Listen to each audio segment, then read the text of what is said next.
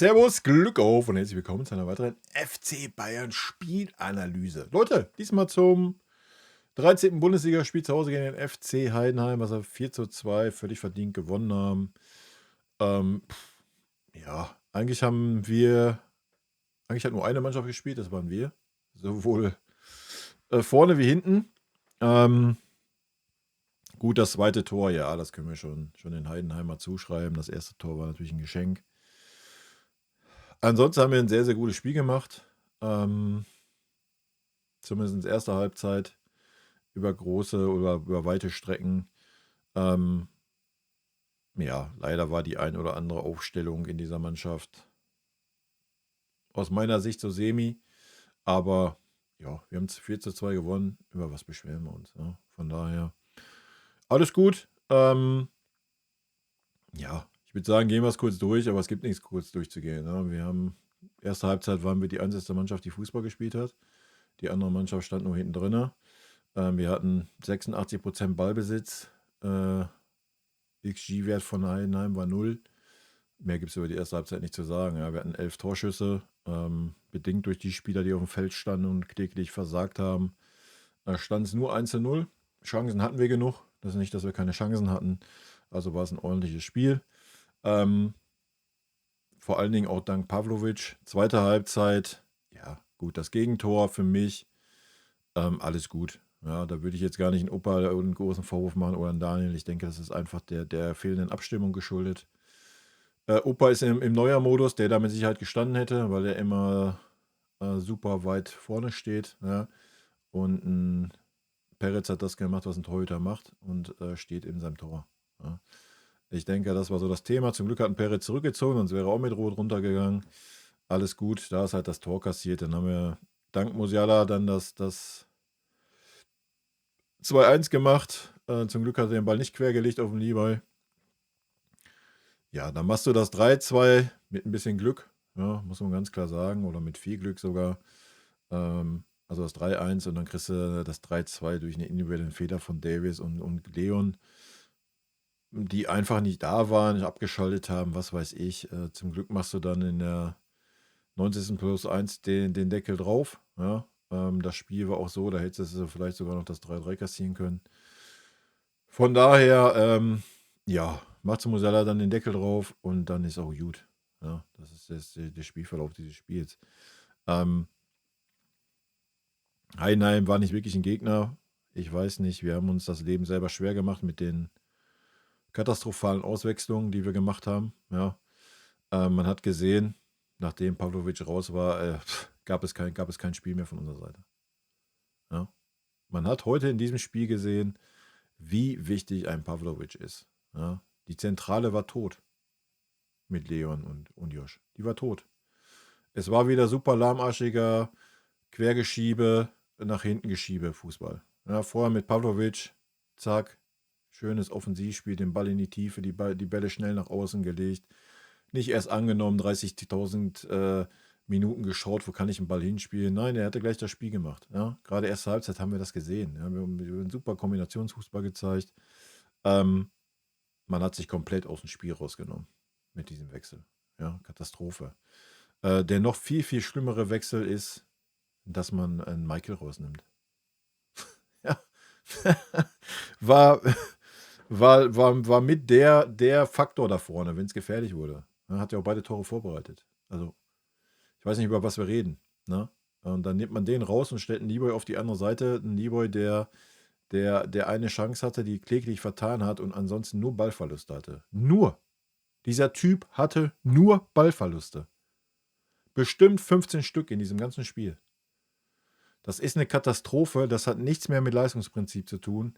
Könnte mich richtig drüber aufregen. Aber zum Glück ist es ja gut gegangen. Wir haben 4:2 gewonnen. Von daher regen wir uns nicht auf. Ja, werden wir in der Spielerbenotung widerspiegeln. Gut, schauen wir in die Statistiken rein. 4:2 Ballbesitz. Ja, guckt euch das an, Alter. Ich kann es auch gerne nochmal aktualisieren. Zu kurz nach Spielende. 42,4 zu 17,6. Über was reden wir, Alter? Ja. Absatz 1-0, Fouls 4-0, Zweikampfquote 56-44, Schüsse aufs Tor 10, 2 Schüsse insgesamt 21, 2 Ecken 8-0, angekommene Pässe 920-137, Flanken 18-3. Schüsse insgesamt, Sané 5, Müller 3, Musiala 3. Torschussvorlagen. Guerrero eine, Kimmich eine, Sané eine. Aha. Okay, wild. Entweder habe ich ein anderes Spiel gesehen oder... Wahrscheinlich. Gewonnene Zweikämpfe. Upa 8, Ulisse 7, Davis 5, Ballkontakte 153, Kimmich 146, Upa 142, Kim. Gefoult worden. Schenken wir uns wie immer. Gut, gehen wir rein. Vincent Kompany von mir heute Note 4. Note 4, weil wir 4:2 gewonnen haben. Ja. Mit Leistungsprinzip hatte das heute absolut 0 zu tun. Gut. Gehen wir rein. Hätte nicht gedacht, dass ich den hier jemals einblenden darf. Daniel Peretz, Leute. Erste Tor, wie gesagt, sehe ich nicht als Fehler an. Er stand hinten, er hat versucht, noch dran zu kommen. Beim zweiten Ding, ja, war auch nicht viel zu machen, würde ich sagen. Ja, ansonsten war er ruhig, hat Anweisungen gegeben, ist auch weit rausgerückt, wenn es sein muss. Ja, wenn wir super, gerade erste Halbzeit, wenn wir super tief in der gegnerischen Hälfte waren. Ja, ich sehe ihn bei einer 3, das war eine ordentliche Leistung. Gut. Dann wie immer, fangen wir oben an. Fonzie Davis. Weiß ich auch nicht, Leute. Ich habe das Gegentor im Kopf, das zweite, wo er sich einfach vernatzen lässt. Auf der anderen Seite viele, viele Spiele. Die letzten Wochen wird ein bisschen die Konzentration fehlen, ein bisschen die Frische. Alles gut, verstehe ich. Vorne, ja, ist ihm auch nicht viel geglückt, muss man sagen. Ja, er war immer präsent, war immer anspielbereit und so, aber viel geglückt ist ihm nicht. Weiß ich nicht. Ich sehe ihn bei einer 3,5 heute. Gut. Ich muss noch mein Dokument hier aufmachen. Gut, als nächstes haben wir Min-Jae. Min-Jae sah natürlich, was heißt, sah nicht gut aus bei den zwei Gegentor. War halt dann zu spät dran. War aber auch nicht sein Spieler, da war ein Leon eigentlich dran oder hätte dran sein müssen. Sonst hat Min-Jae ein gutes Spiel gemacht, genauso wie ein Upamecano auch. Ja, aber wir haben 2 Gegentore kassiert, wo natürlich beide dann vielleicht eine Teilschuld haben. Für mich eine 3.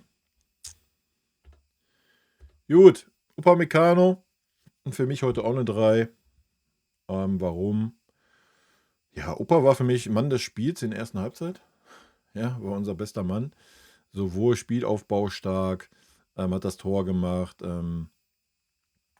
hat koordiniert, Anweisungen gegeben und so weiter. Hat mir richtig gut gefallen.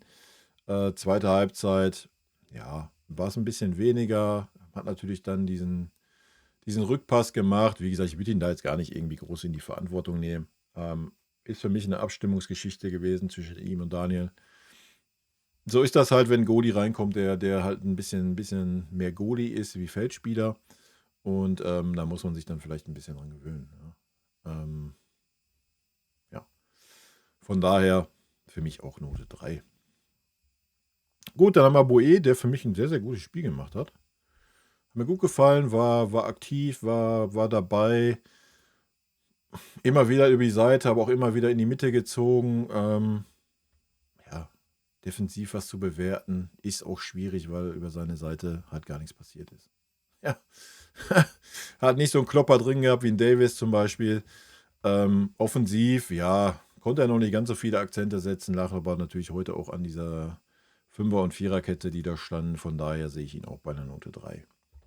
Ich weiß, viele Dreien heute, aber es war halt auch viel auf ein Level heute zu sehen, meiner Meinung nach. Gut, damit kommen wir schon ins Mittelfeld. Und da fangen wir natürlich an mit dem Pavlo. Pavlo für mich heute, ja, ich denke, gerade nach dem Wechsel hat man es gesehen. Ja. Ich denke, gerade nach dem Wechsel hat man es gesehen, wie wichtig Pavlo ist. Ja. Von daher für mich heute eine 2,5. Ja, Man hat gesehen, es fehlt ein bisschen was, ja, noch zu seiner Topform, aber es war schon 'n super gutes Spiel, ja.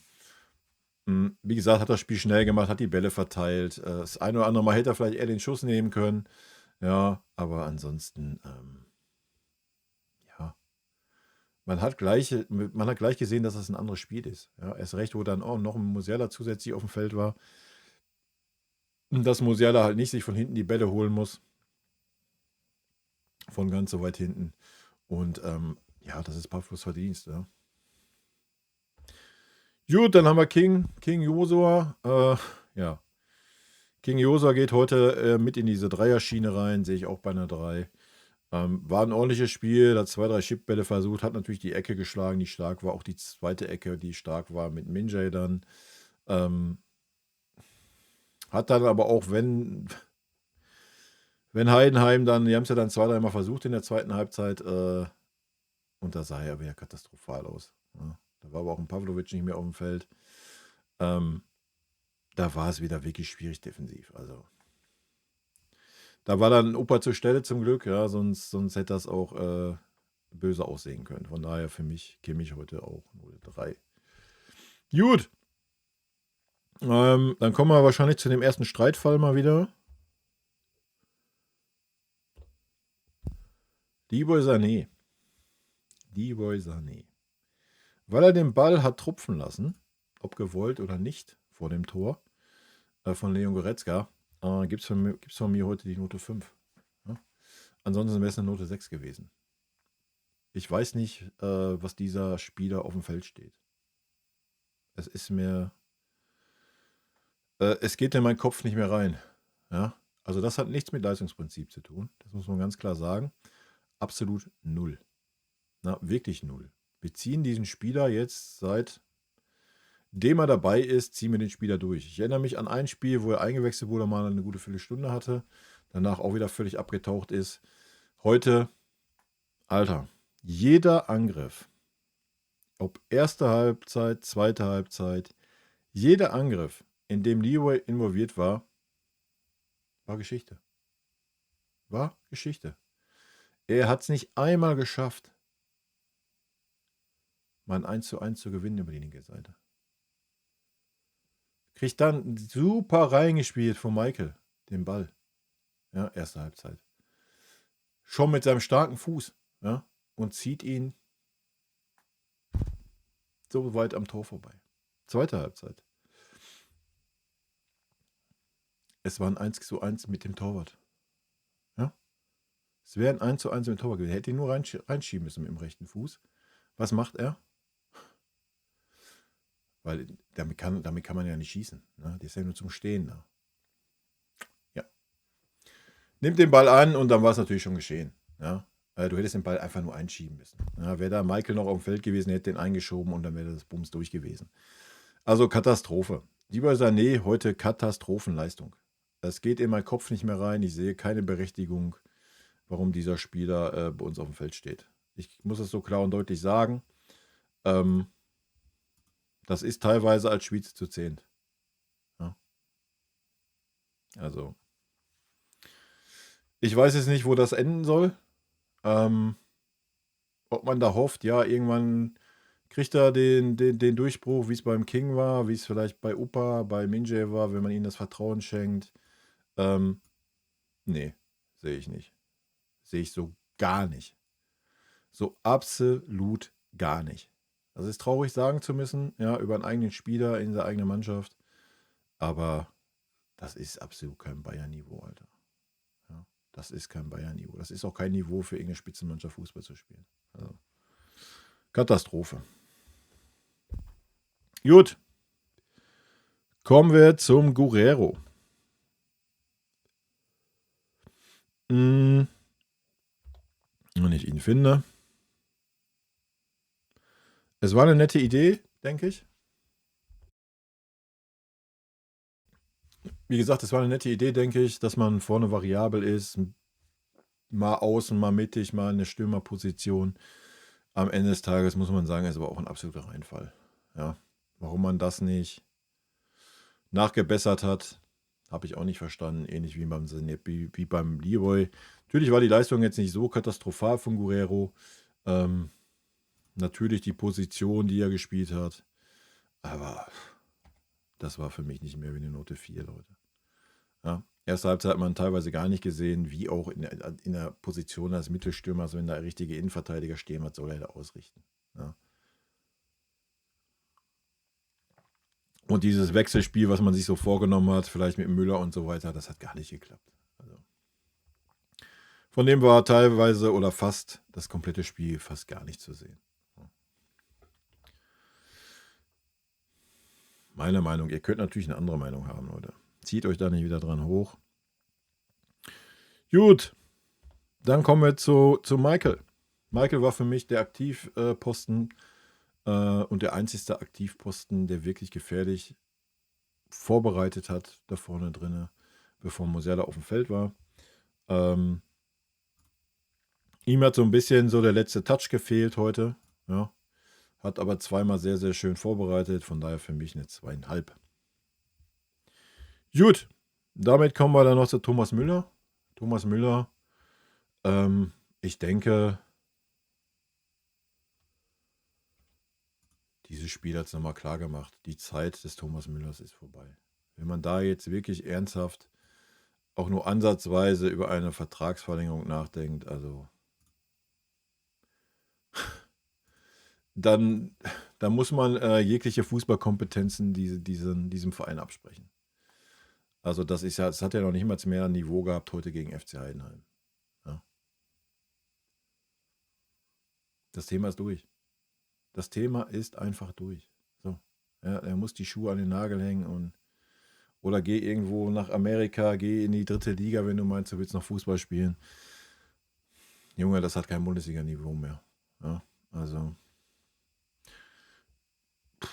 traurig zu sagen, ja, über so eine Ikone dieses Vereins, aber die Wahrheit tut halt manchmal weh, wa? Und die Wahrheit ist, Thomas Müller ist so gar kein Faktor mehr in dieser Mannschaft. So gar kein Faktor. Gut, damit kommen wir dann natürlich zum überragenden Mann in diesem Spiel, der eingewechselt wurde in der 52. Minute. Natürlich Jamal Musiala, der uns auch am Leben gehalten hat. Ja, muss man ganz klar sagen. Von daher, ja, ich denke mit 2 Toren. Für mich eine 1,5, für eine glatte 1. Ja, hat so die letzten paar Szenen gefehlt, aber über was reden wir bei 2 Toren? Ja? Ist der Spieler, der uns das Spiel gerettet hat, das musst du knallhart so sagen. Und gut ist. Ja. Gut, dann haben wir noch Leon Goretzka, benoten wir nicht bei 19 Minuten Spielzeit. Ansonsten, wenn ich benoten müsste, es wäre auch eine 3 minus. Ja, hat vorne da den einen Torschuss gehabt, der mir zum Glück abgefälscht wurde und reinging, hat hinten an das Tor auf jeden Fall zu 50% mitverschuldet. Ansonsten hat man den Unterschied gesehen. Wir hatten einfach keinerlei Spielaufbau mehr durch die Mitte, dass man sagt, oh, yo, wir sind wieder im Kombinationsfußball, sonst was, nachdem Pavlo raus war und Leon drin war. Es war ein super lahmarschiger Spielaufbau, wenn es überhaupt einen Spielaufbau gab. Es gab nur quer nach hinten. Katastrophe. Ja, Katastrophe in meinen Augen. Was aber auch nichts gegen Leon ist. Ja? Das ist einfach nicht Leon. Leon ist halt kein Pavlovic. Genauso wie ein Kimmich kein Pavlovic ist. So, also das müssen wir nicht daran festmachen. Von daher sage ich ja, wäre bei mir auch so eine 3 minus gewesen. King, ja. King, keine Ahnung. Eingewechselt, ausgewechselt, wahrscheinlich wieder verletzt. Aber ist ja auch normal. Er war ja auch mal wieder einigermaßen in Form, hat mal 2, 3 gute Spiele ineinander gemacht. Da kann man ja wieder verletzt sein. War heute nicht zu sehen. Ja. Der Wechsel war, weiß ich nicht. War nicht zu sehen. Vielleicht hätte man da einfach mal, wie man es dann in der 90. gemacht hat, so einen Ibrahimovic reinwerfen können. Man hätte auch, kommen wir gleich zu. Ich weiß nicht, eigentlich brauche ich sie gar nicht einblenden. Jetzt muss ich erstmal gucken, da ist er. Ibrahimovic für 1,5 Minuten auf dem Feld. Gratulation dazu. Und ein Conny Leimer, 1,5 Minuten auf dem Feld. Da können wir noch nicht mal irgendein Wort zu sagen. Ja. Super schade, dass man die nicht irgendwie vorher gebracht hat. Ja. Ich denke, gerade in so einem Spiel, wie es dann Heidenheim war, hätte man das durchaus tun können. Aber gut, so ist es halt. Ja. Hat man einen King gebracht, der sich damit jetzt wahrscheinlich wieder verletzt hat. Ich weiß nicht, vielleicht ist es auch nichts Ernstes, keine Ahnung. Es hat dann nur gewundert, dass einer ausgewechselt wurde. Nochmal, das Ergebnis gibt dem Trainer recht. 4:2, wenn das der Anspruch ist, alles gut. Ja, gibt es nichts zu meckern. Warum ein Levoy, warum ein Guerrero so lange auf dem Feld waren, warum man Pavlovic rausnimmt, wenn man sich in der PK da hinsetzt und erzählt, ja, Pavlovic ist fit, der hat gar kein Problem, 90 Minuten zu spielen. Und dann nicht einen Conny Leimer auf dieser Posi bringt, ja, der da vielleicht dann nochmal eine andere Art Aggressivität und Schwung reinbringt. Nein, man bringt Querpass und Rückpass Gore. Ja, am Ende des Tages hat er recht gehabt, hat er das Tor gemacht. So, ja, hat dann aber auch das Tor wieder verschuldet. Oder mitverschuldet. Keine Ahnung. Sei mal dahingestellt, kannst natürlich machen. Verstehe schon, Pavlo, so 70 Minuten, komm, mach mal ruhig nach deiner langen Pause. Warum allerdings in Leroy Sané durchspielen durfte, da war selbst ein Thomas Müller noch besser. Und der war eigentlich schon nicht existent. Ja, und Sané war existent, aber das waren zu 95% Ballverluste. Ja, und das nicht irgendwie, weil er jedes Mal versucht hat, ein 1:1 zu gehen. Ja. Also, sorry.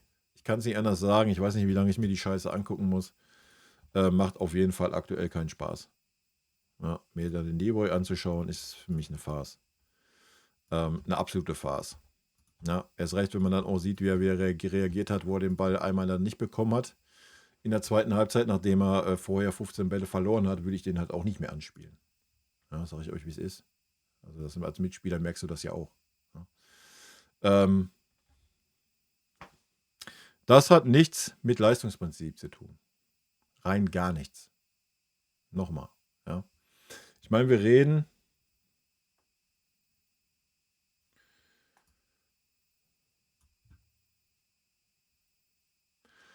jetzt über 3 Spiele, die er gemacht hat. Paris, Dortmund, Heidenheim. Die waren alle schlecht. Augsburg wurde eingewechselt. St. Pauli war er schlecht. Benfica hat eine Note 3 bekommen von mir. Da war es also okay. Ja. Das heißt, wir ziehen den jetzt seit 4,5 Spielen durch. Aufgrund welcher Hoffnung? Aufgrund welcher Hoffnung? Und kommt mir jetzt nicht damit, ja, man stellt ihn ins Schaufenster fürs Wintertransferfenster. Wer soll denn diesen Mann verpflichten? Wer soll diesen Mann verpflichten? Habt ihr heute die Chancen gesehen, die er hatte? Die er schön aufgelegt bekommen hat? Habt ihr die gesehen? Katastrophe. I don't know. Weiß ich nicht.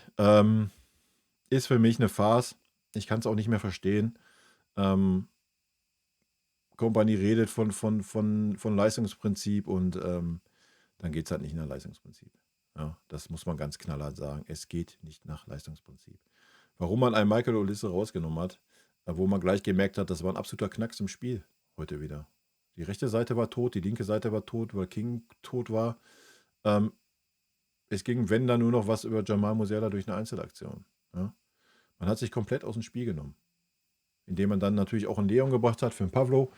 Dann ging durch die Zentrale nichts mehr, über außen ging nichts mehr. Wir waren komplett aus dem Spiel raus offensiv. Ja, Ballbesitz, Quergeschiebe, das war, was wir gesehen haben.